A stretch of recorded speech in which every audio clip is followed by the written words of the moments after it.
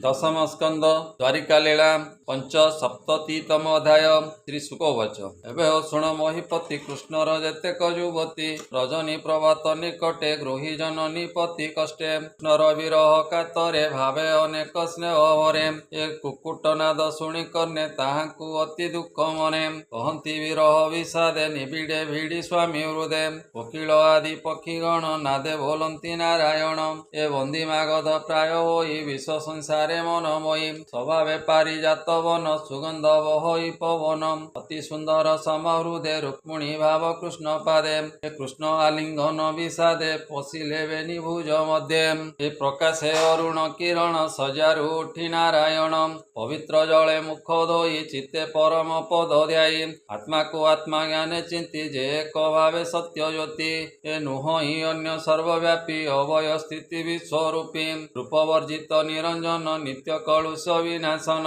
हेमंत ब्रह्मजार नाम त्रिगुण हेतु माया काम जगत तहिरो प्रकाशे मुकुर बिंब प्राय दिशे हेमंते प्रभु नर हरि निर्मल जले स्नान करी क्रियाकलाप यथा विधि पवित्र पीत वस्त्र पिंधि संध्या तर्पण आदि कर्म अनल पूजा गृह धर्म मौने वेद मंत्र जपी तर्पण विश्व आग स्थापी रवि प्रमुखे नंद बला जले तोषिले आत्मकला देवता ऋषि पितृगणे गोविंद तोषिले तर्पणे वृद्ध बालक मुखे देई विप्रंकु आसने बसाई सुवर्ण श्रृंग धेनु हरि मंडिले अलंकार करी मुकुदामाळे पुष्पपंथी साधु सुवश्च रूपवती क्षीर संपन्ना पीनस्तनी देहे मंडित वस्त्र ज्ञानी रजत खुरा पादे भरी पाट वस्त्र रे तिलपुरी निर्मल कृष्णाजीन अंगे वेद विहित वरी अंगे विप्रंकु करी अलंकृत धेनु अर्पिले जुत जुत हेमते कृष्ण प्रतिदिने विप्रेत सन्ति तो समने कवि प्रवृद्ध गुरुगणे देवता आदि सर्वजने जेते विषय आत्मभूत ताहांकु नमि गोपीनाथ जगत गुरु भगवान मंगल द्रव्य दर्शन स्वभावे जगत ईश्वर भूषण नाना अलंकार हितवसन परिधान श्रीवश्च कौस्तुभ धाम ए दिव्य कुसुम गंधमाल सोहे सुंदर वक्षस्थल ए सुध दर्पणे मुख चाहि पुरोधा ब्राह्मण को देई प्रकृति अंशे पुरवासी धने तांक मन तोषी ब्राह्मण आदि चारि बन्ने पूजिले अवधाने प्रबोध करी पुरजन आनंद करी सर्वमन सुमतांबुज सुगंध विभाग करी आदि कंद विप्रंकु देहि अग्रवार दारा प्रकृति अनुराग ए सकल जने सुख देहि भोजन कले भावग्राही यात्रा उत्सवे पद्ममुख तक्षणे मिलिला दारुक अद्भुत रथ सज करी रथे जोचिला अशोचारी सुग्रीव आदि चारि जान सुंदर गोविंद विमान कांचन रजु अश्वयोगे साजी मिलिला कृष्ण आगे दारुक करे देहि हस्त रथे विजय जदुनाथ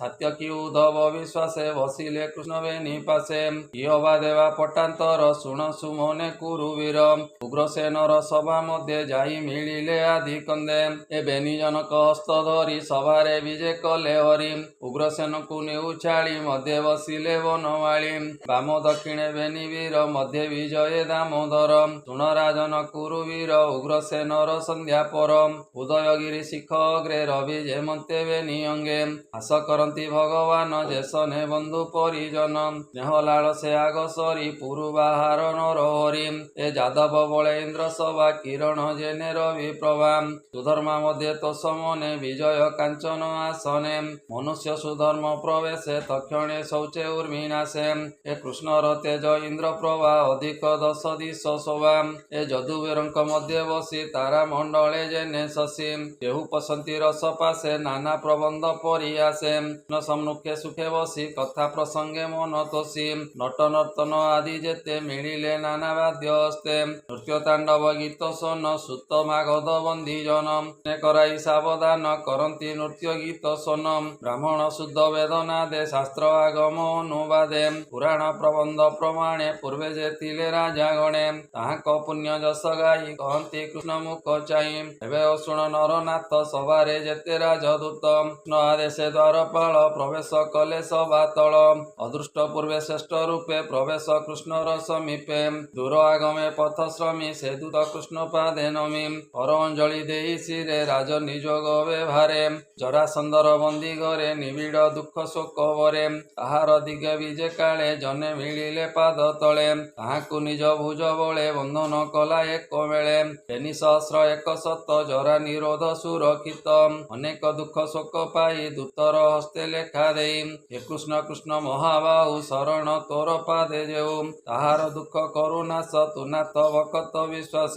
ସନ୍ନେ ଭୟ ନାଶ ଯେଣୁ ଆମ୍ଭେ ତୋ ପାଦ ପଦ୍ମେ ତେଣୁ ବିଭିନ୍ନ ବୁଦ୍ଧି ଭବ ଭये ଶରଣ ଗଲୁ ତୋର ପାଏ ନାଥ ଶୁଣ ଭାବଗ୍ରାହୀ ଆମ୍ଭେ ଯେ ରାଜ୍ୟ ଭୋଗ ପାଇ ସମ୍ପଦେ ବୃଦ୍ଧି କଲୁ ନାଶ ଏ ଭୂମି ପାଇଁ କରୁ ଆସ କଆରେ କବାହୁ ବଳେ ପ୍ରଜା ନାସିଲୁ ଅବହେଳେ ଅତି ନିର୍ଦ୍ଦୟ କର୍ମ କରି ଅଗ୍ରେ ମରଣ ନ ବିଚାରି ଏ ଜୀବ ଯୋଗେ ସଂସାର ବିକର୍ମେ ରତ ନିରନ୍ତର ତୋର ମାୟା ଚକ୍ରେ ପଡ଼ି କଷଣ କର୍ମ ପଥ ଉଡ଼ି ତାର ଜୀବନ ଆତ୍ମା ତୁଇ ନିମିଷେ ନାଶୁ ମାୟା ବହି ତେଣୁ ତୋ ନାମ ଅବିନାଶ ନମସ୍ତେ ଅନାଦି ପୁରୁଷ ଯେ ଜଗତେ ମାୟା ଧର ନିଜ କଳାରେ ଅବତର ଏ ତୁଜେ ଜଗତେ ମାୟା ଧର ନିଜ କଳାରେ ଅବତାର ଆଦି ପୁରୁଷ ତୁ ଦୟାଳୁ ଖଳ ବିନାଶୀ ସାଧୁ ପାଳୁ ଯେବଣ ଜନ ତୋ ବଚନ କରନ୍ତି ନିଜ ଅଭିମାନ ଦିବା କରଇ ମନ ରକ୍ଷା ଆମ୍ଭେ ନ ଜାଣୁ ତୋର ଦୀକ୍ଷା ନ ପ୍ରକାଶ ନୂପ ସୁଖ ପର ଆୟତେ ନିତ୍ୟ ଦୁଃଖ ଏ ଭାତ ପିଣ୍ଡେ ଏହା ବହି ଯହୁଁ ଆମ୍ବର ଆଜ୍ଞା ନେଇ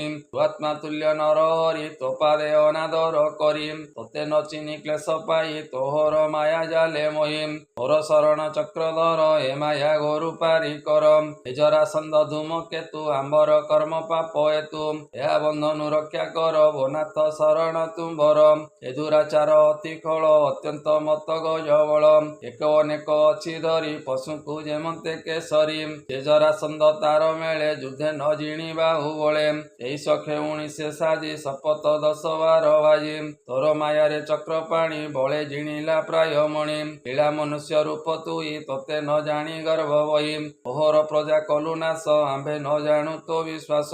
ଯେ ତୋର ଇଚ୍ଛା ଏବେ କର ଏବେ ତୋ ଚରଣେ କିଙ୍କର ମନ୍ତ କଷ୍ଟେ ନୋପବରେ ବନ୍ଧନ ମଗଧନ ଘରେ ଛନ୍ତି ତବ ଦର୍ଶନ ଭୋନାଥ ହୁଅ ତୁ ପ୍ରସନ୍ନ ଆମ୍ଭେ ଦୁଃଖିତ ରାଜଗଣ ତୋ ପାଦେ ପଶିଲୁ ଶରଣ ପରମ ଦୁଃଖ କର ତ୍ରାହି ଭୋନାଥ ରଖ ଭାବଗ୍ରାହୀ ମନ୍ତ କହୁ ରାଜଦୂତ ଆସି ମିଳିଲେ ବ୍ରହ୍ମାସୁତ ଅତି ସୁନ୍ଦର ରୂପ କାନ୍ତି ରବି କିରଣ ପ୍ରାୟ ଜ୍ୟୋତି ପିଙ୍ଗଳ ବର୍ଣ୍ଣ ଜଟା ଶିରେ ମିଳିଲେ ଗୋବିନ୍ଦ ସଭାରେ ନାରଦ ଦେଖି ଭଗବାନ ତକ୍ଷଣେ ତ୍ୟଜିଲେ ଆସନ ଈଶ୍ୱର ସର୍ବଲୋକନାଥ ନାରଦ ପାଦେ ପ୍ରଣମିତ ସଭାର ମଧ୍ୟ ଲୋକ ଯେତେ ନମିଲେ ଅନୁଗ୍ରହ ଚିତେ ଆନନ୍ଦେ କମଳା ରମଣ ପୂଜିଲେ ନାରଦ ଚରଣ ସୁବର୍ଣ୍ଣ ଆସନେ ବସାଇ କୋମଳ ବାକ୍ୟ ଭାବଗ୍ରାହୀ ଏ ନାରଦ ମନ କରି ତୋଷ ପ୍ରସନ୍ନ ହୋଇ ପିତବାସ ବୋଲନ୍ତି ବ୍ରହ୍ମାସୁତ ଶୁଣ ଆଜ ମୁଁ ଲଭିଲି କାରଣ ତିନି ପୁରେ ଲୋକ ଯେତେ ତାହାଙ୍କ ସୁଧ ଏକ ଚିତେ ଏ ତାହାଙ୍କ ସନ୍ତତି ବିପାକେ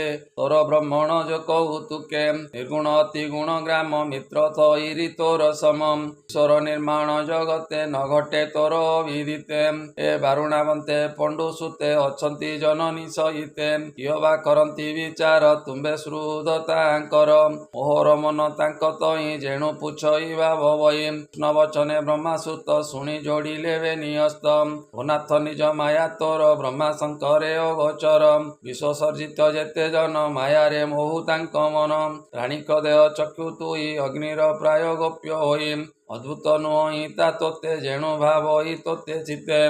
ତୋର ମହିମା କେହୁ ଜାଣେ ଆଗମ ନିଗମ ପ୍ରମାଣେ ତୋ ମାୟା ବଳେ ଏ ଜଗତ ସୃଜି ପାଳନ କରୁଅନ୍ତ ତେଣୁ ତୁ ସତ୍ୟ ଆତ୍ମା ମତେ ନିଜ ସକାମ ଏ ଜଗତେ ତୁ ଆତ୍ମା ରୂପ ବିଲକ୍ଷଣେ ଏଣୁ ନମଇ ତୋ ଚରଣେ ଏ ଜୀବକୁ ସଞ୍ଚରିଣ ନାଶୁ ଅନର୍ଥ ଶରୀରେ ପ୍ରକାଶୁ ଲୀଳାବତାର ରୂପ ତୋର ଦୀପେ ଯେ ସନେ ଅନ୍ଧକାର ଆସଇ ନିଜ ତେଜ ଗୁଣେ ତେଣୁ ଯେ ତୁମ୍ଭର ଶରଣେ ମଣିଲୁ ଛାଡ଼ି ମନ ଭ୍ରାନ୍ତି ତେଣୁ ତୁ ଅଗତିର ଗତି ତଥାପି ତୋର ପ୍ରସନ୍ନ ଏ ନର ଲୋକେ ବିଡ଼ମ୍ବନ ତଥାପି ଶୁଣ ଶୁଦ୍ଧ ଚେତା କହିବି ପାଣ୍ଡବଙ୍କ କଥା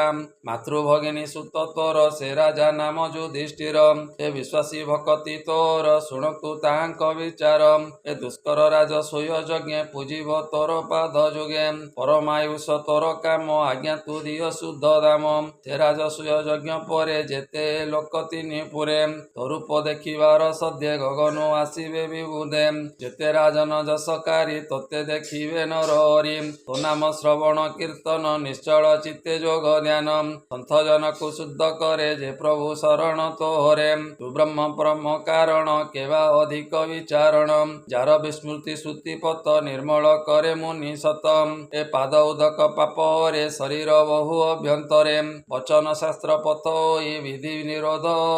ଶତ୍ରୁ ଦୁଇ କାଳ ଅନଳ ଜଳେ ଭ୍ରମି ତତ୍ତ୍ୱ ବିଭୂତି ମହାଶ୍ରମୀ ତୋର ଏ ଚରଣ ସ୍ପର୍ଶ ଜୀବନ ନ ବହି ବିଶ୍ୱାସେ ସେ ପାଦ ପଦ୍ମ ମହାବାହୁ ଆତ୍ମାକୁ ଚଉବର୍ଗ ଦେଉ ଓ ନାଥ ଭୁବନ ମଙ୍ଗଳ ତୋହର ଯଶ ଏ ନିର୍ମଳ ବିଖ୍ୟାତ ଏ ତିନି ଭୁବନେ ଭଲେ ଜାଣନ୍ତି ସର୍ବଜନେ ତୋର ଭୁବନେ ମନ୍ଦାକିନୀ ତହିଁ ସେ ନିଜ ରୂପ ଜ୍ଞାନୀ ପାତାଳପୁରେ ଭଗବତୀ ଗଙ୍ଗା ଏ ମଞ୍ଚପୁରେ ସ୍ଥିତି ତୋ ପାଦ ବଳ ଏ ମହିମା କେ ଜାଣି ପାରେ ତୋର ସୀମା ପବିତ୍ର କରେ ସର୍ବଜନ ତୁ ନାଥ ଜଗତ ମୋହନ ହେମନ୍ତ ସଭା ଆତ୍ମପକ୍ଷେ ଗୋବିନ୍ଦ ବିଚାରି ପ୍ରତ୍ୟକ୍ଷେ ଜାଣିବା ପ୍ରାୟ ସର୍ବଜନ ଉଦ୍ଧବେ ଚାହିଁ ଭଗବାନ କୋମଳ ଗଭୀର ବଚନ ବୋଲନ୍ତି ପ୍ରଭୁ ଭଗବାନ ଚକ୍ଷୁ ସ୍ୱରୂପ ତୁହି ବୀର ତତ୍ତ୍ୱଜ୍ଞ ପ୍ରିୟ ବନ୍ଧୁ ମୋର ସଂଶୟ ପ୍ରସ୍ତାବଟିଏ ମୁକି କରିବି କହ ତୁଇ ହେମନ୍ତ କୃଷ୍ଣ ବାକ୍ୟ ଶୁଣି ଉଦ୍ଧବ ମନେ ମନେ ଗୁଣି ସର୍ବାଜ୍ଞ ଜଗତ ଜୀବନ ଅଲଙ୍ଘ୍ୟ ଏହାର ବଚନ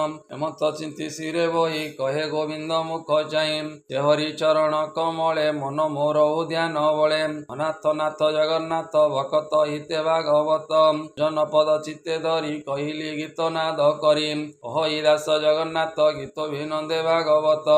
ଶ୍ରୀମଦ ଭାଗବତେ ମହାପୁରାଣେ ପାରମହଂସ୍ୟାଂ ସହିତାଂ ପୟାସିକ୍ୟାଂ ଦଶମସ୍କନ୍ଧେ ରାଜଦୂତ ଗମନେ ନାରଦ କଥନେ ଉଦ୍ଧବ ପ୍ରଶ୍ନେ ନାମ ପଞ୍ଚସପ୍ତତିତମୋऽଧ୍ୟାୟ। ବୋଲାନନ୍ଦे कवार हरि हरि बोल।